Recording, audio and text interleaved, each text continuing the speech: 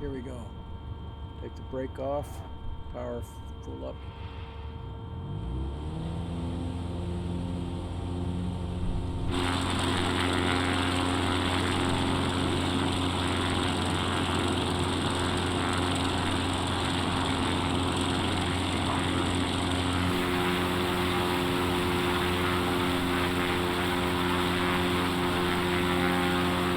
Flap up.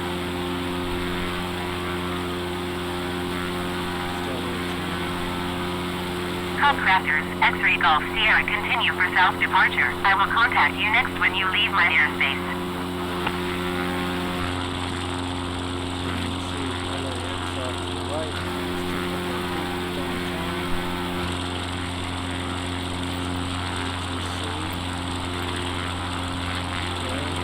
Top Crafters, X-Ray Golf Sierra, you are leaving my airspace. Frequency change approved. Hawthorn Tower, Cop Crafters Alpha Sierra X-Ray Golf Sierra, frequency change.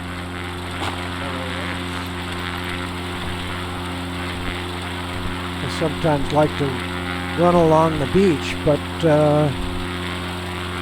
today we'll just stay with the view. I think this was called Pacific Palisades down here.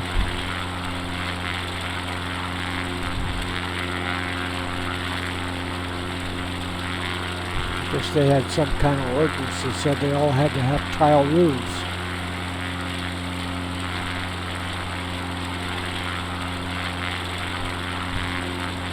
Used to make the joke about Torrance, that's where it rains a lot.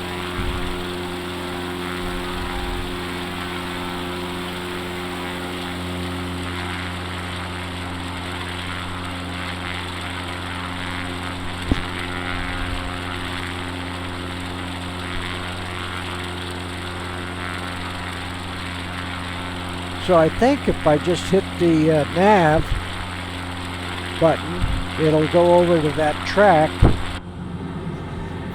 So let's try that. We hit the nav and see if it goes over to this course line. See if it makes a left turn. So we'll click on nav.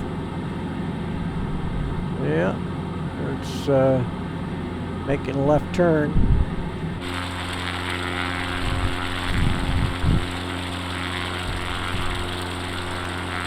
And I never went to Marine World, and if I had, I don't know that I'd remember where it is along the coast.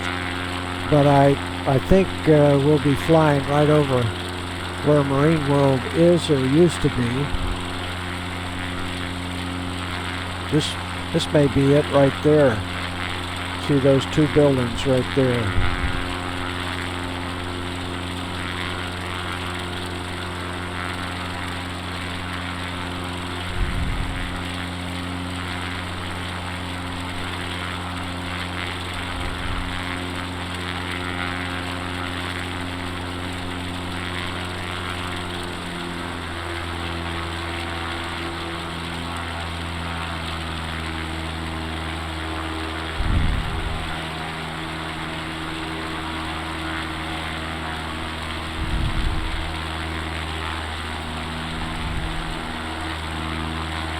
Okay, let's see how we're doing on our course.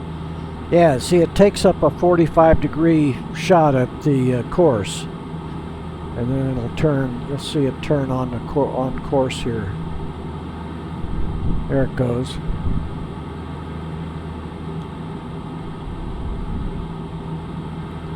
I think in all the flying we did, the best I had was on the Comanche.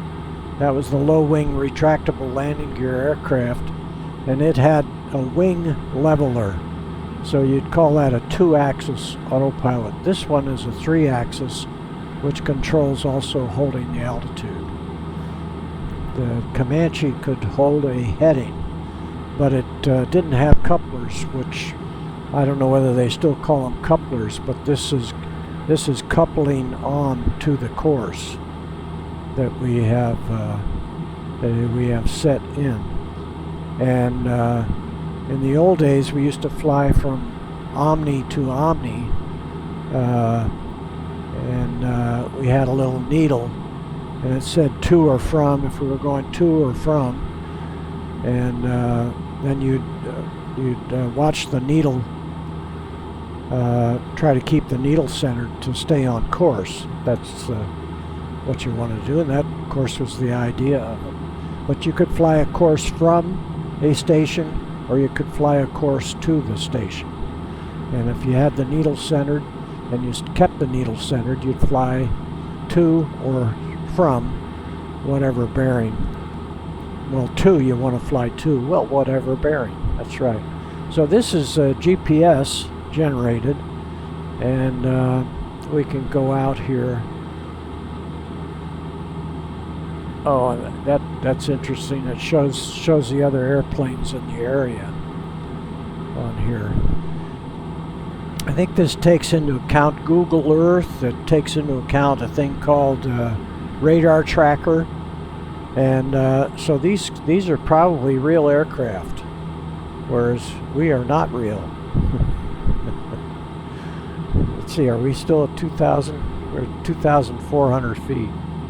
That's good.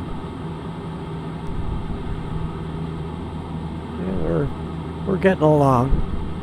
Okay, we'll shorten up on this, close in, and we can move this up. Here we go. Now we'll go outside and we'll just look around again.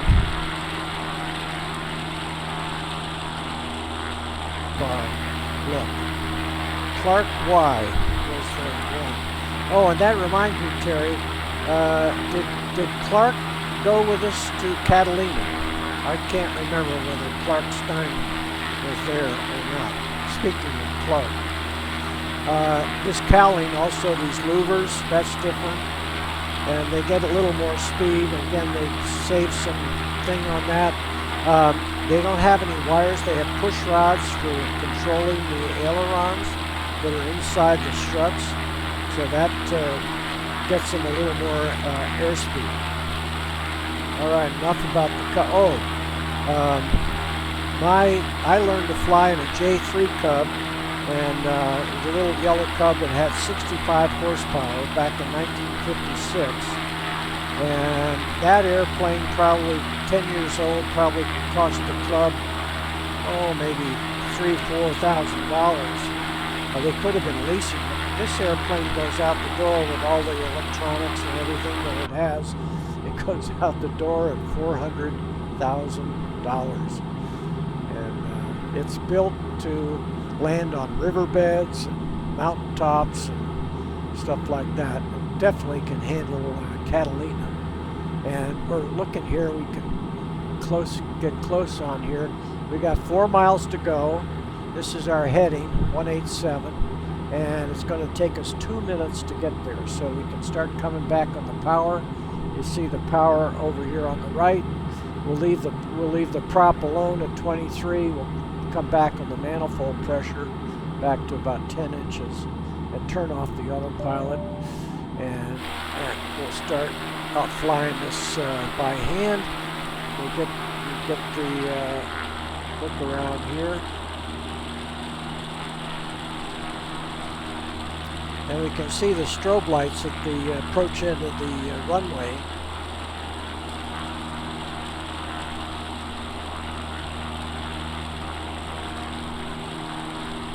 And we can also look from inside the aircraft. So we'll go back and go up. We've got the autopilot. We'll look at the autopilot. Let's see if we can get a little better look. Yes, there we go. Just kick the rudder pedals. Pull the.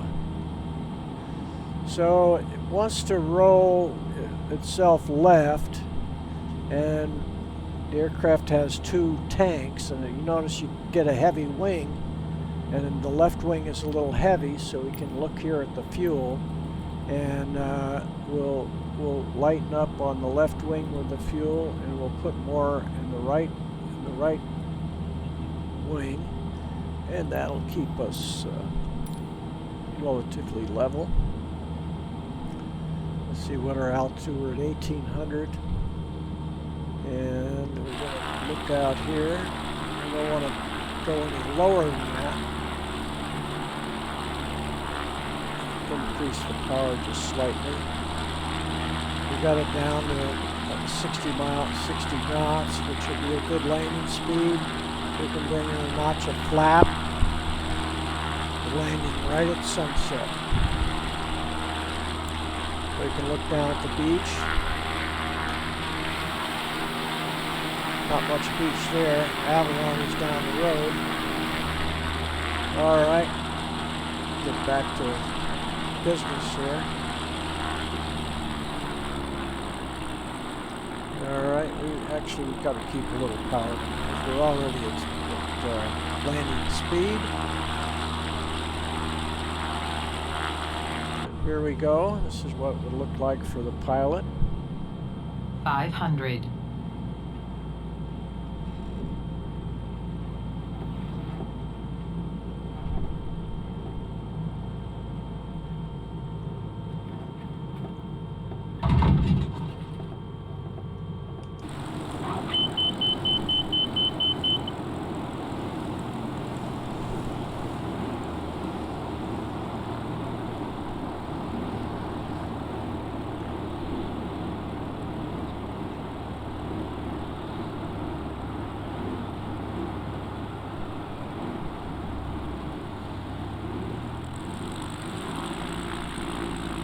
Yeah, they still have the one hangar. They used to keep the old DC-3 in there.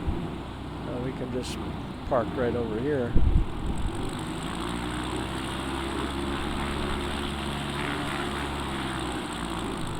We're gonna run over somebody.